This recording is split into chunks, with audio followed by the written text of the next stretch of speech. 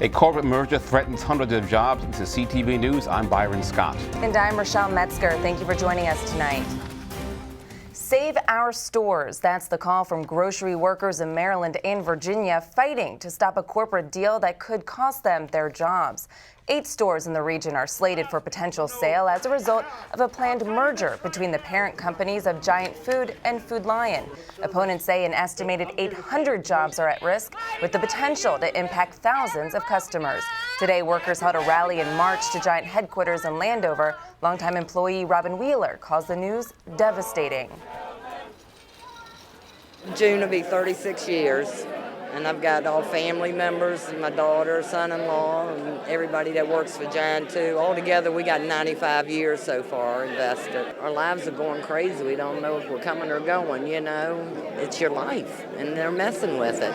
It's not just us that's affected with this. It's people that work at other stores as well, like Food Line. We also have the pharmacy at Giant that has patients, and they're worried too.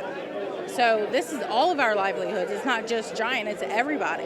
I will be part of the discussions on the inside. There's a lot of infrastructure that our state will always give to businesses. And we want to make sure that while we attract quality businesses, and we welcome them, but we also welcome fairness at the table.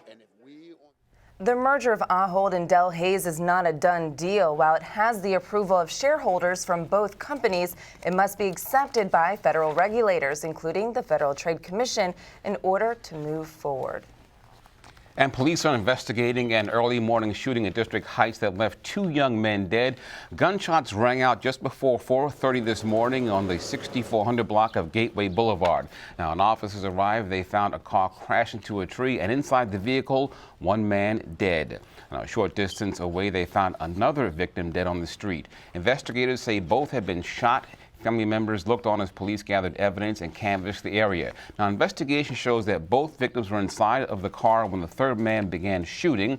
The motive, police say, appears to be robbery. The victims have been identified as 27-year-old Samuel Page of Suitland and 26-year-old Kevin MUSE of District Heights. The community is working to raise money for the burial of a beloved teacher fatally shot in front of High Point High School. Gladys Tordile was killed last Thursday, allegedly by her estranged husband. An attorney for the family says it could be weeks before she's laid to rest because there's no one in the country to claim her. An effort is underway to raise the money needed to fly her body to the Philippines for a funeral. A GoFundMe account has also been started to raise tuition money for her 2 daughters who are set to attend college in the fall. Eulio Tordile faces a first-degree murder charge for her death, as well as charges in connection to shootings in Montgomery County. We've all heard of the operating problems at Metro. Well, today, the chairman of the agency's board said the finances are in worse shape. Jack Evans gave the financial update to the Metropolitan Council of Governments.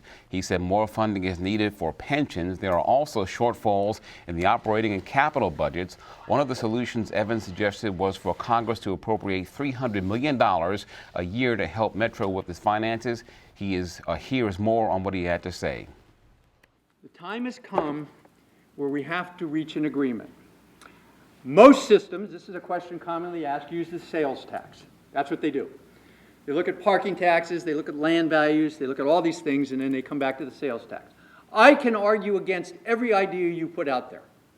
I can argue why the sales tax is a bad idea. I can tell you why the gas tax is a bad idea, or a parking tax is a terrible idea, or land values. I can put those all out there as well as all of you can, too. But you can no longer do that. You have to come together as a group and come up with a dedicated funding source. It's always going to be fair to one and not fair to another. I got it. But we have to have $1 billion a year in a dedicated funding source to address those capital needs that I'm talking about. Metro is the second largest commuter rail system in the country. It transports 271 million people a year. And you are watching CTV News. I'm Byron Scott. And I'm Rochelle Metzger.